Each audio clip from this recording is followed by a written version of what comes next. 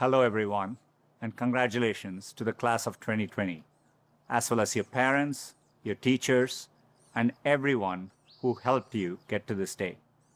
I never imagined I'd be giving a commencement speech with no live audience from my backyard, but it's giving me a much deeper understanding for what our YouTube creators go through. And I certainly never thought I'd be sharing a virtual stage with a former president, a first lady, a Lady Gaga, and a Queen Bee, not to mention BTS. I don't think this is the graduation ceremony any of you imagine. At a time when you should be celebrating all the knowledge you've gained, you may be grieving what you've lost. The moves you planned, the jobs you earned, and the experiences you were looking forward to. In bleak moments like these, it can be difficult to find hope. So let me skip right to the end and tell you what happens. You will prevail. That's not really the end of the speech, so don't get too excited. The reason I know you'll prevail is because so many others have done it before you. 100 years ago, the class of 1920 graduated into the end of a deadly pandemic. 50 years ago, the class of 1970 graduated in the midst of Vietnam War. And nearly 20 years ago, the class of 2001 graduated just months before 9/11. There are notable examples like this. They had to overcome new challenges, and in all cases, they prevailed. The long arc of history tells us we have every reason to be hopeful. So, be hopeful. There is an interesting trend I've noticed. It's very conventional for every generation to underestimate the potential of the following one. It's because they don't realize that the progress of one generation becomes the foundational premise for the next. And it takes a new set of people to come along and realize all the possibilities. I grew up without much access to technology.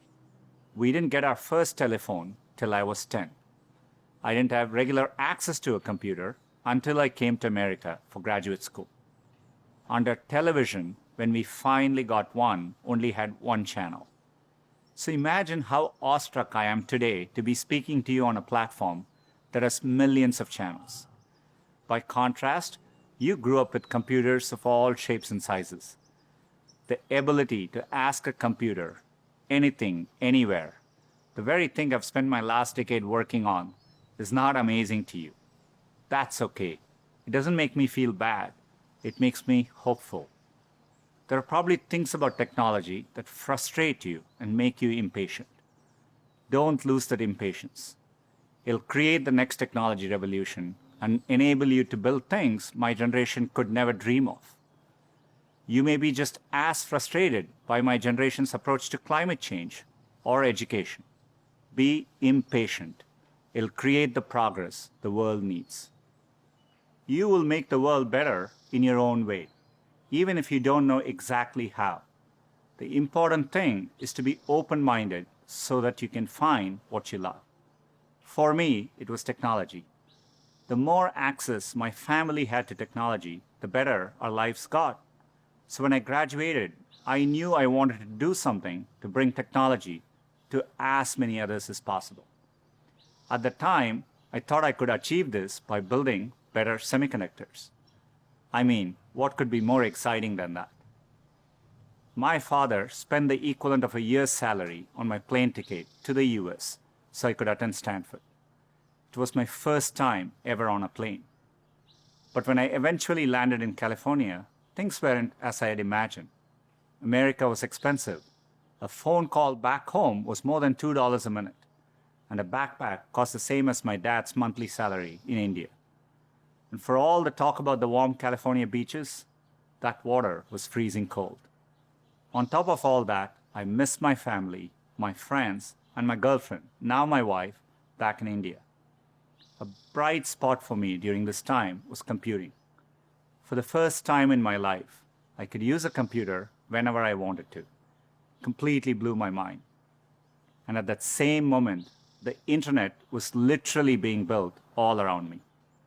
The year I arrived at Stanford was the same year the browser Mosaic was released, which would popularize the World Wide Web and the internet.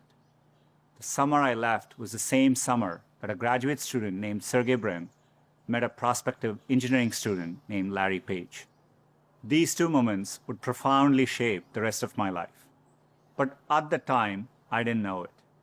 It took me a while to realize that the internet would be the single best way to make technology accessible to more people. And as soon as I did, I changed course and decided to pursue my dreams at Google. Inspired by the wonder that first browser created in me, I led the effort to launch one called Chrome in 2009 and drove the effort to help Google develop affordable laptops and phones so that a student growing up in any neighborhood or village in any part of the world could have the same access to information as all of you. Had I stayed the course in graduate school, I'd probably have a PhD today, which would have made my parents really proud, but I might have missed the opportunity to bring the benefits of technology to so many others. And I certainly wouldn't be standing here speaking to you as Google's CEO. Believe me when I say I saw none of this coming when I first touched down in the state of California 27 years ago. The only thing that got me from there to here, other than luck, was a deep passion for technology and an open mind. So take the time to find the thing that excites you more than anything else in the world. Not the thing your parents want you to do, or the thing that all your friends are doing, or that society expects of you. I know you're getting a lot of advice today, so let me leave you with mine. Be open, be impatient, be hopeful. If you can do that, history will remember the class of 2020, not for what you lost, but for what you changed. You have the chance to change everything. I'm optimistic you will. Thank you.